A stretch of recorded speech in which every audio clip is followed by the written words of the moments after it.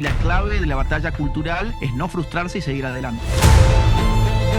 Sheinbaum se enfada cuando le llaman narcopresidenta. ¿Tú le llamas narcopresidenta? Bueno, cualquier persona que se sume a la doctrina de que a los narcos en lugar de balazos hay que darles abrazos, efectivamente por lo menos son amigos de los narcos. ¿Está muerto el kirchnerismo después del último varapalo electoral? No saben cómo hacer para sacarse de encima a la condenada por corrupta que está presa en su casa, que está inhabilitada para ejercer cargos públicos. Seguimos en The Right News Show. No olviden suscribirse a nuestro canal de YouTube, The Right News Show. Y ahora vamos a estar con uno de los grandes referentes de la batalla cultural, sino el que más, padre de grandes libros contra la izquierda, está agotado porque gira por todo el mundo, vive en un avión.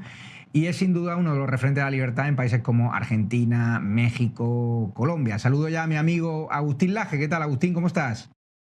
Hola Javier, ¿qué tal? Gracias por la comunicación. Nada, te quiero preguntar, Agustín, acabas de estar en México. Tuvimos una comunicación donde te dije, tengamos cuidado, nos está señalando Sheinbaum, sus altavoces mediáticos te están poniendo a ti en las conferencias previamente en sus medios, te difunden fake news, usan todo tipo de artilugios como contra nosotros, con la derecha a diario.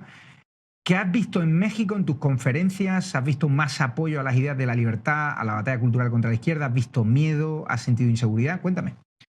Bueno, en primer lugar tuve que ir con mucha seguridad privada. Tuve que estar constantemente con gente armada porque la cosa en México está cada vez peor. Yo voy desde hace muchos años a dar conferencias, voy alrededor de entre 4 y 6 veces por año, para que te des una idea, a distintas ciudades de México. Y bueno, solamente en el último tiempo me ha tocado empezar a ir con seguridad privada y ahora a reforzarla. Lo que hay en el ambiente son dos o tres sensaciones. Por un lado, miedo. Por un lado, miedo porque saben bien que el narco es el aliado estratégico del gobierno de Sheinbaum, saben bien que la inseguridad se ha multiplicado durante Sheinbaum y saben muy bien lo que significa el socialismo del siglo XXI en términos de crímenes políticos. En segundo lugar, hay una sensación de relativa desesperanza porque no ven todavía un liderazgo de derechas que surge en México como sí ha surgido en otros lugares, como en la Argentina con Javier Milei, en el caso de Chile tanto con Kast como con Johannes Kaiser, en el caso de Colombia con Abelardo de la Espriella, en el caso de Perú con López Aliaga y así en general. En el caso de España con Abascal, por cierto, que lo has tenido aquí. Y en tercer lugar, en México, lo que hay es una llamita de esperanza en torno a la generación Z, que es la que ha protagonizado las manifestaciones que hirieron políticamente la narrativa del gobierno de Sheinbaum. Y entonces hay cierta esperanza y un mínimo de esperanza en cuanto que hay una nueva generación que podría complicar en lo sucesivo al socialismo del siglo XXI mexicano. Y preguntarte, ¿has notado mucha más aceptación, mucho más crecimiento de tu idea en México, más gente yendo a las conferencias o el miedo que impulsa Sheinbaum contra los desertores, ¿no? Lo que él le llama, contra los que Mm. estamos en contra de su régimen, las amenazas, las muertes de alcaldes, las muertes de más de 120 periodistas en los últimos 20 años? ¿Qué has notado de la sociedad civil? Mira, he estado en varios estados y en varias ciudades. He estado concretamente en Puebla, Monterrey, Guadalajara y Cancún. Hay lugares donde se siente más el miedo porque son lugares más inseguros. Por ejemplo, en Puebla se sentía más la presión, digamos, del clima de hostilidad y hubo lugares donde se sentía menos, como por ejemplo en Cancún. En Cancún, por ejemplo, vinieron a verme 2.700 personas, lo cual es Ujú. una cantidad muy importante para una conferencia sobre temas de política. Sobre todo Y en en los un otros país donde lugares, ha por llegado a ejemplo, hacer conferencias, un país donde ha llegado a hacer conferencias nuestro amigo Nicolás Márquez en auditorios donde al principio había 10 personas, 15, 20. Y ahora te van a ver más bueno, de 2.000.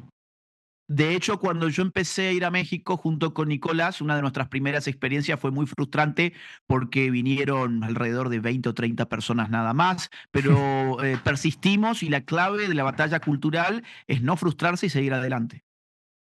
¿Ves a Ricardo Salinas, el empresario valiente, Banco Azteca, que está siendo atacado y perseguido fiscalmente por todo el gobierno de Sheinbaum? ¿Ves con posibilidades de armar una alternativa real allí?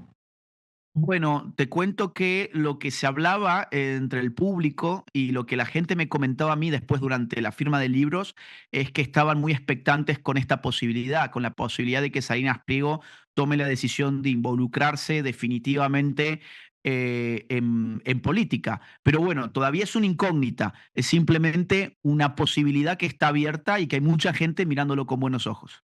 Sheinbaum se enfada cuando le llaman narcopresidenta. ¿Tú le llamas narcopresidenta? ¿Crees que hay argumentos para sostener esa frase o no? Bueno, cualquier persona que se sume a la doctrina de que a los narcos en lugar de balazos hay que darles abrazos, efectivamente por lo menos son amigos de los narcos. Y sabemos el rol político estructural que tiene el narcotráfico en México. Y gracias a el ejemplo de El Salvador, un país que hasta hace poco era todavía más peligroso que México, hemos aprendido con Bukele que allí donde el crimen organizado no es rápidamente aplastado por el Estado, eso significa que los gobernantes de ese Estado están aliados estratégicamente con el crimen organizado. Bukele nos ha enseñado eso y ha sido, digamos, una regla de oro que tenemos que aplicar siempre. Allí donde usted vea que el crimen organizado no paga, que el crimen organizado sobrevive y que gobierna realmente el Estado, sepa que sus gobernantes supuestamente democráticos son narcos disfrazados. Honduras ha girado a la derecha, Chile va a girar a la derecha, nuestro amigo Kass frente a Boric. ¿Qué va a pasar en Colombia, donde tienen muchos seguidores, donde sueles ir bastante? Hace poco una gira a hablar de tus maravillosos libros que recomiendo. O sea, ¿quién va a ganar? Según Polymarket, Abelardo de las Priellas va por encima de Vicky Dávila, que no para de atacar a Abelardo. ¿Das por finalizado al narcoterrorismo del petrismo? No, todavía no hay que darlo por finalizado porque falta mucho. Estas elecciones son recién en mayo del año que viene y acaba de ser publicada la primera gran encuesta que, atención, da en el primer lugar a Iván Cepeda, que es el Ah, sí. candidato del petrismo. Es el candidato del petrismo, así que cuidado. ¿Quién queda segundo en esta encuesta?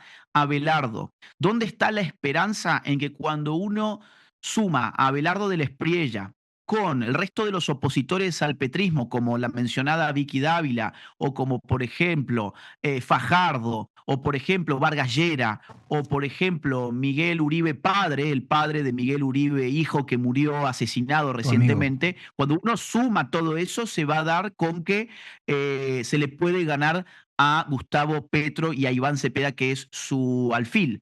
Pero bueno, para eso la oposición tendrá que unirse eventualmente. Fundación Faro, eres responsable de la Fundación Faro en Argentina, que apoya intelectualmente y emocionalmente el gobierno de nuestro querido amigo Javier Milei, referente a la libertad, al cual bebe mucho de tus ideas. ¿Cómo está la condenada por corrupción Cristina Fernández de Kirchner? ¿Está muerto el kirchnerismo después del último varapalo electoral?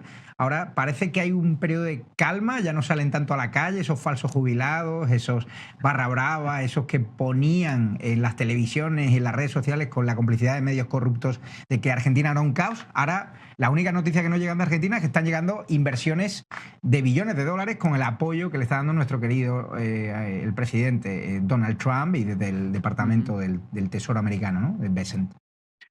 Bueno, varias cosas. En primer lugar, esto que estás mencionando también pone de manifiesto que toda la campaña previa a las elecciones de octubre se basaron en puras mentiras. La idea de que la economía era un desastre, la idea de que el pueblo argentino odiaba a Javier Milei, la idea de que Javier Milei era un fracaso político, fue una enorme mentira impulsada por los medios masivos de desinformación que responden al kirchnerismo y a la izquierda en la Argentina y que tendieron una trampa que finalmente supimos lo que era, una falsedad.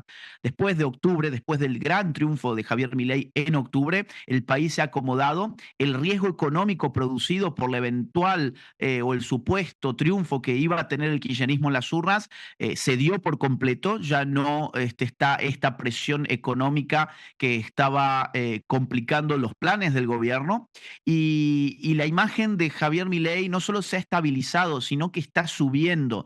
La gente en las encuestas está probando cada vez más la gestión y la imagen de Javier Milei. Ahora bien, vos también me preguntabas, Javier, por la condenada Cristina Kirchner. Bueno, la condenada continúa presa en su casa, le esperan otros juicios más que ya están en camino y están avanzando por corrupción, incluso causas más gruesas, más jugosas que la que le llevó a estar presa en su domicilio. Y por otro lado, en términos políticos, te diría que ella es un gran lastre para el peronismo. El kirchnerismo es la versión de izquierdas del peronismo. El peronismo siempre ha sido un camaleón ideológico, de acuerdo a los tiempos se ha acomodado en un sector del abanico ideológico o en el otro extremo del abanico ideológico. Ahora no saben cómo hacer para sacarse de encima a la condenada por corrupta que está presa en su casa, que está inhabilitada para ejercer cargos públicos, pero que continúa liderando a una gran parte de ese espacio que llamamos peronismo. Con lo cual, que continúe Cristina con algo de vida política solamente es funcional para aquellos que impulsamos las ideas de la libertad, porque mantiene a la oposición peronista y kirchnerista partida al medio. Darte las gracias, Agustín Laje. Síganlo en redes sociales, en sus canales de YouTube y compren sus libros. Un abrazo fuerte, amigo. Un gran abrazo para vos. Saludos a la audiencia. Y ahora la vuelta, vamos a hablar de Venezuela, los próximos pasos del gobierno de Trump respecto a Maduro y de la última hora. No se pierdan porque tenemos detalles además con colaboradores de lujo como Manuel Rincón.